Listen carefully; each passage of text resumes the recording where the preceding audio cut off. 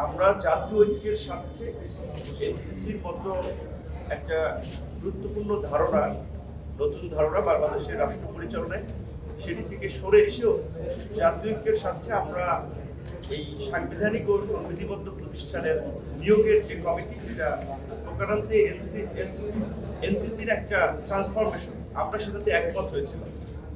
এবং আমাদের দলের পক্ষ থেকেই লাস্ট আলোচনায় সুস্পষ্ট প্রস্তাব ছিল যে এই এনসিসি পরিবর্তে যে জাতীয় সাংবিধানিক ও সংবিধিবদ্ধ প্রতিষ্ঠানের নিয়োগিত কমিটি করা হয়েছে, এই প্রতিষ্ঠানের মাধ্যমে অন্তত 5 থেকে 7টি কমিশন, নির্বাচন কমিশন, দুর্নীতি দমন কমিশন, পিএসসি, জাতীয় মানবাধিকার কমিশন, তথ্য কমিশন কিংবা পুলিশ প্রধানের মতো এরকম অন্তত 5 থেকে 7টি নিয়োগ অন্তত সেটা ঐক্যমতের ভিত্তিতে, আলাপ আলোচনার ভিত্তিতে এই কমিটিতে দেওয়া হোক।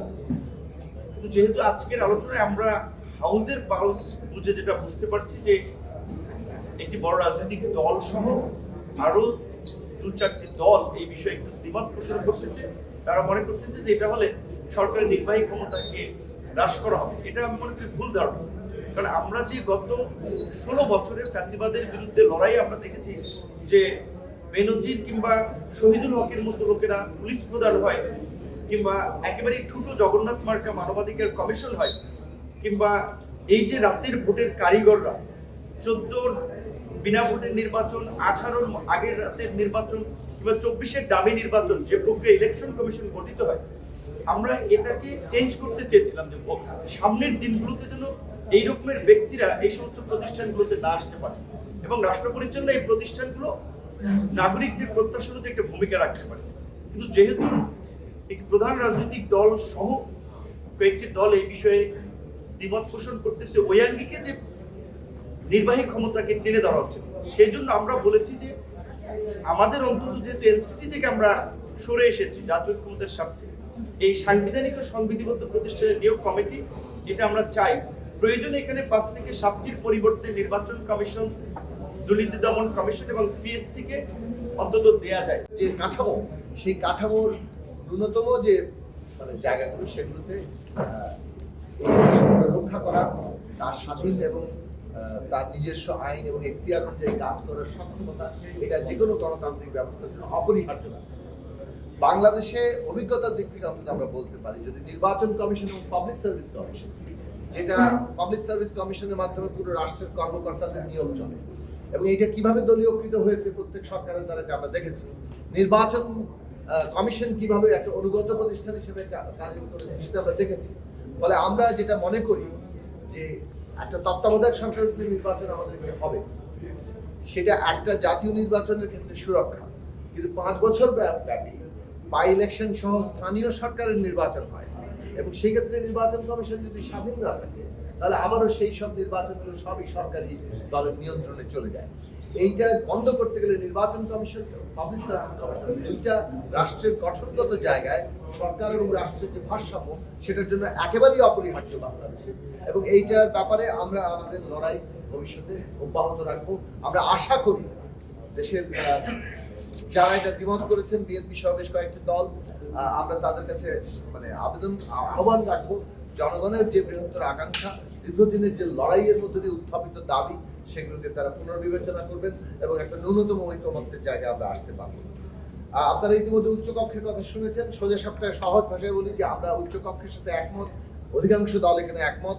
100 সদস্য বিশিষ্ট একটি উচ্চকক্ষ করতে হবে, এ বিষয়েও একমত। কিন্তু উচ্চকক্ষের গঠন সংখ্যানুপাতিক অর্থাৎ মোট প্রাপ্ত ভোটের ভিত্তিতে হবে, এ বিষয়ে এখনো ঐকমত্য হয়নি।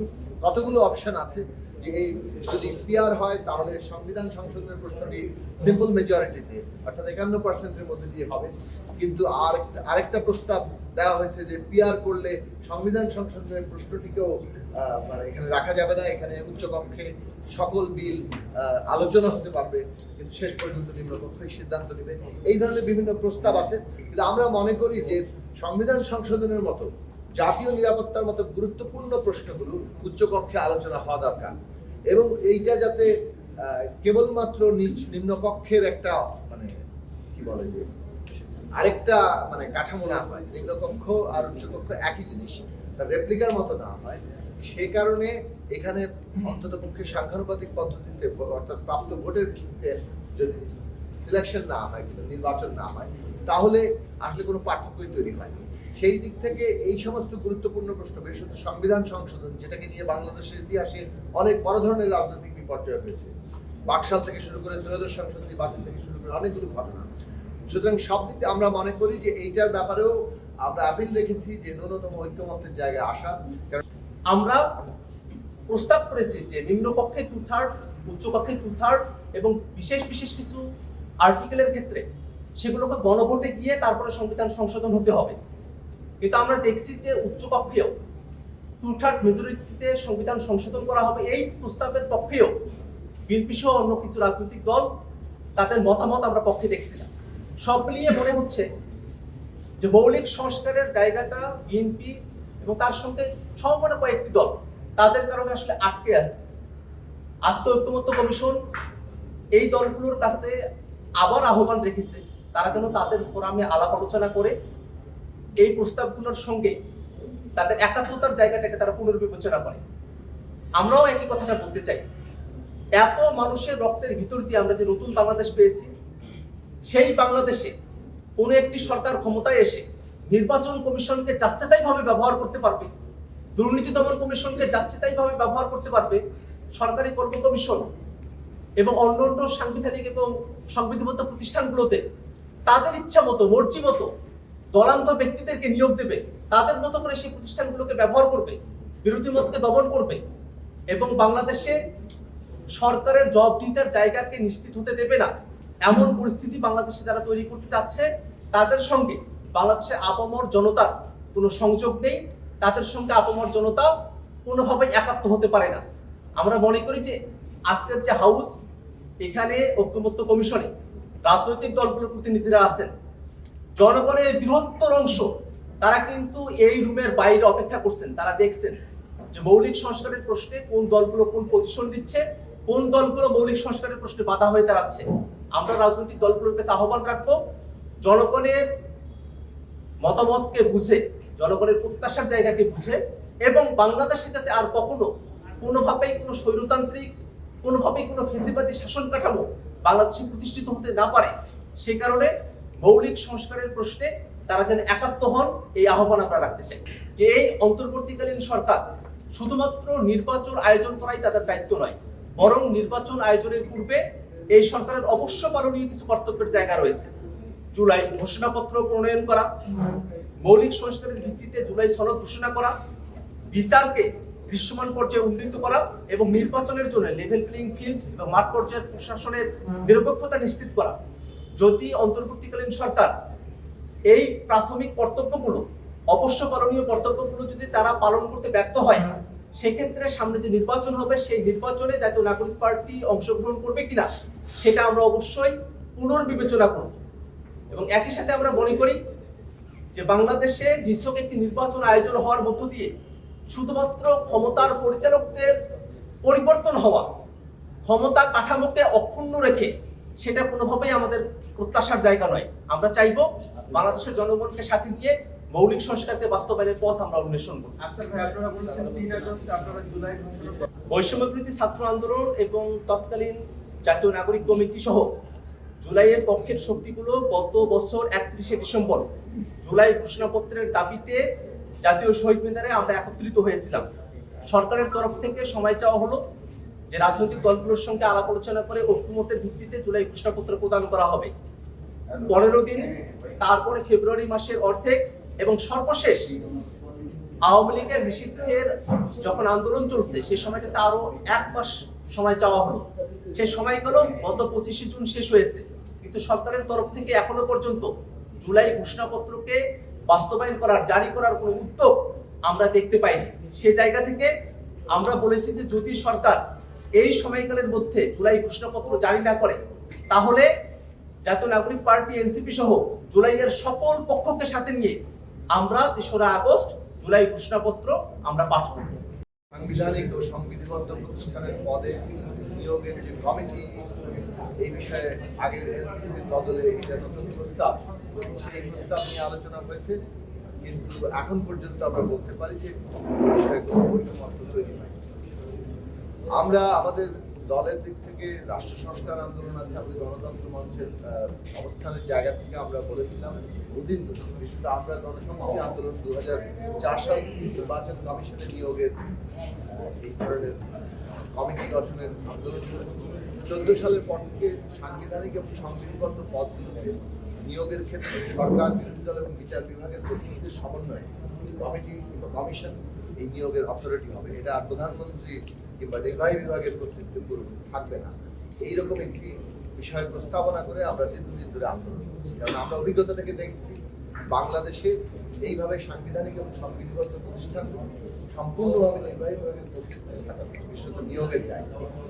তারা অনুগত লোকজনকেই নিয়োগ দেন এবং তারা ওইভাবেই এই প্রতিষ্ঠানগুলোকে একটা নির্বাহী বিভাগের প্রতিষ্ঠানে পরিণত করে, যার ফলে যেটা ধারণা করা ছিল যে নির্বাহী বিভাগের সাথে সাংবিধানিক প্রতিষ্ঠানগুলো কিছুটা চেকস এন্ড ব্যালেন্স রক্ষা করবে, সেটা আর বাংলাদেশে দেখি না। আমরা এখন মনে করি যে এই বিষয়ে আমাদের লড়াই অব্যাহত। আমরা সাংবিধানিক পদে এবং বিশেষত কয়েকটি সংবিধিবদ্ধ প্রতিষ্ঠানের পদে, যেগুলোকে আমরা সাংবিধানিক প্রতিষ্ঠান হিসেবেই আবার তৈরি করতে পারি, এই সমস্ত পদে নিয়োগের ক্ষেত্রে সরকার, বিরোধী দল এবং বিচার বিভাগের প্রতিনিধিদের সমন্বয়ে একটা নিয়োগের কমিটি থাকতে হবে। না হলে বাংলাদেশে গণতান্ত্রিক যে ভারসাম্য ক্ষমতার ক্ষেত্রে সেটা তৈরি হবে না। আধুনিক রাষ্ট্র ব্যবস্থা মানে কিন্তু রাষ্ট্রের একটা কাজ হচ্ছে জনগোষ্ঠীকে ঐক্যবদ্ধ রাখা, এবং তার মধ্যে নানা দ্বন্দ্ব, পার্থক্য ইত্যাদি থাকে জনগণের মধ্যে। সেইখানে একটা তার মীমাংসা করা, তার মীমাংসা করে ঐক্যবদ্ধ রাখার প্রতিষ্ঠান হচ্ছে রাষ্ট্র। রাষ্ট্র পরিচালনা করে সরকার, সে কারণে সরকার ও রাষ্ট্র কিন্তু এক নয়। এখন পিএসসি যদি একটা স্বচ্ছ নিয়োগ প্রক্রিয়া না থাকে, আগামীতে তো আবার কোন নির্দিষ্ট দলের আধিপত্য সেখানে থাকতে পারে। নির্বাচন কমিশন গঠনে যদি বিরোধী সহ অন্যদের ভয়েস না থাকে, আরেকটা তো আপনার নুরুল হুদা কিংবা আপনার রকিবউদ্দিন মার্কা কমিশন, আউয়াল মার্কা কমিশন হতে পারে। তো এই বিষয়ে ঐক্যমত না হওয়াটা অনাকাঙ্ক্ষিত, এবং দ্বিকক্ষ বিশিষ্ট সংসদের যে আলোচনাটি মোটামুটি আমরা দেখছি অধিকাংশ রাজনৈতিক দলই একমত। শুধুমাত্র আপনার ফরমেশন প্রক্রিয়া, উচ্চকক্ষের ফরমেশন প্রক্রিয়া নিয়ে অনেকের দ্বিমত আছে। সেখানে আমাদের দলের পক্ষ থেকে পরিষ্কার অবস্থান আমরা যেটা বলছি যে আমরা আমাদের দলের প্রতিষ্ঠা লগ্ন থেকে আমাদের ঘোষণা ছিল যে ভারসাম্যপূর্ণ সংসদের জন্য আনুপাতিক হারে নির্বাচন এবং উচ্চকক্ষ, নিম্নকক্ষ, দুই কক্ষ বিশিষ্ট সংসদ, সেখানে জাতীয় ঐক্যের স্বার্থে যদি আপনার আনুপাতিক নির্বাচনে পুরো নির্বাচন প্রক্রিয়া থেকে সরে আসতে হয়, অন্তত আমরা একটা কক্ষ, উচ্চকক্ষ, নিম্নকক্ষের একটা জায়গায় আমরা আনুপাতিক হারে নির্বাচন চাই। সেটি যেহেতু রাজনৈতিক দলের আলাপ আলোচনায় উচ্চকক্ষে অনেকেই মত দিচ্ছে, আমরা সেটা চাই। কিন্তু সেখানে আবার যারা মূলত উচ্চকক্ষকে আর একটা ছোট জগন্নাথ মার্কা প্রতিষ্ঠানে পরিণত করার জন্য আপনার 50 ভাগ আনুপাতিক হারে 50 ভাগ বিদ্যমান সিস্টেমে আলোচনা করা হচ্ছে, কিংবা সংবিধান সংশোধনের মতো গুরুত্বপূর্ণ ইস্যুতে সিম্পল মেজরিটিতে পাশের কথা বলছে, এই যে কার্যত গত এই আমরা 50 বছরে দেখেছি যে সংবিধান যে আপনার 17 বার যে সংশোধন করা হয়েছে, বেশিরভাগ সংশোধনীগুলো আনা হয়েছে কিন্তু ব্যক্তিকে এম্পাওয়ার করার জন্য কিংবা ক্ষমতাকে এনজয় করার জন্য। সিম্পল মেজরিটিতে সংবিধান সংশোধনের সুযোগ থাকলে ভবিষ্যতেও কিন্তু এই অতীতের মতো আরেকটা ফাঁসিবাদ কিংবা স্বৈরাচার তৈরি হতে পারে। সেই কারণে আমরা বলছি যে অন্তত উচ্চকক্ষ যদি আনুপাতিক হারে হয়, তবে হয়তো সংখ্যাগরিষ্ঠ দল বা বিজয়ী দল সিম্পল মেজরিটির কথা চিন্তা করলেও সেখানে অন্যদের মতামতটা আসবে, সেই বিবেচনায় আমরা একমত হতে পারি। কিন্তু সেটা পুরো হাউসের মতামতের উপরে নির্ভর করবে, শুধুমাত্র দু একটি দলের দাদাগিরি কিংবা দু একটি দলের প্রভাব বিস্তারের উপরে নয়। এবং পরিস্থিতি এই জায়গায় এসে দাঁড়িয়েছে, বিএনপি বা তার সঙ্গে জুটিবদ্ধ দল, এই দল কষাকষিতে তারা যখন কোনো একটা বিষয় ছেড়ে দিচ্ছে বলে মনে হয়, তাহলে সেটা একটা পাওয়ার পার্টি বা বিএনপি তারা তাদের দলীয় স্বার্থ ছেড়ে দিল এরকমটা বলে উপস্থাপিত হয়। এবং আমরা যারা এনসিপিতে আছি বা সংস্কারের পক্ষে যে পক্ষগুলো এখানে উপস্থিত আছে, আমরা যদি সংস্কারের প্রশ্নে কোনো একটা বিষয়ে ছাড় দেই, তাহলে এটা গোটা জাতির স্বার্থ সেখানে ছাড় পড়ে যায়, গোটা জাতির স্বার্থ সেখানে কাটা পড়ে যায়। বাংলাদেশে 24-এর অভ্যুত্থানের মধ্য দিয়ে যে নতুন বাংলাদেশের স্বপ্ন আমরা দেখেছিলাম, যে বাংলাদেশে গণতান্ত্রিক রূপান্তর ঘটবে, রাষ্ট্রের যে অর্গানগুলো আছে সেখানে ক্ষমতার ভারসাম্য থাকবে, বিকেন্দ্রীকরণ থাকবে, জবাবদিহিতা থাকবে, সেই জায়গাগুলোকে নিশ্চিত করার জন্যই মৌলিক সংস্কার প্রয়োজন। আমরা দেখছি যে আজকের আলোচনাতেও সেই মৌলিক সংস্কারের বাস্তবতা থেকে আমাদেরকে অনেক দূরে থাকতে হয়েছে। যখন হাউসে রাজনৈতিক দলগুলোর মধ্যে এনসিসির বিষয়ে আলোচনা হলো, এনসিসির বিষয়ে আপত্তি আসলো যে নামের ভারিক্কি থাকে, তখন নামকরণের জায়গাটাকে শিথিল করে ঐক্যবদ্ধ কমিশন সেটাকে সাংবিধানিক এবং সংবিধিবদ্ধ প্রতিষ্ঠানের নিয়োগ কমিটি হিসেবে সেটাকে উপস্থাপন করেছে।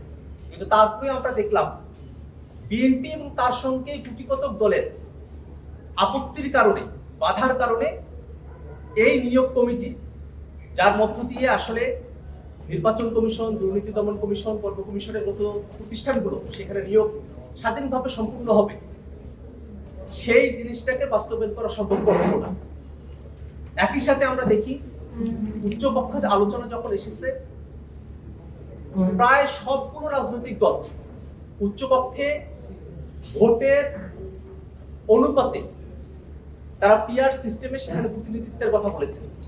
কিন্তু আমরা দেখলাম যে সেটাও আজকের যে হাউস সেখানে বাধার মুখে পড়েছে। সংবিধান সংশোধন সেটা যেন এক দলের না হয়ে যায়, একটা দল চাইলে যেন সংবিধানকে সংশোধন করে ফেলতে না পারে, যেটা আমরা অতীতে দেখেছি। ইএফটি ফার্স্টের সাথে ট্রেড করুন যে কোনো জায়গা থেকে, ক্যাম্পাসে ক্লাসের ফাঁকে, ঢাকার জ্যামে বসে কিংবা ঘরে বসে। ট্রেডিং এখন হাতের মুঠোয়, তাই ট্রেড করুন যখন খুশি, যেখানে খুশি।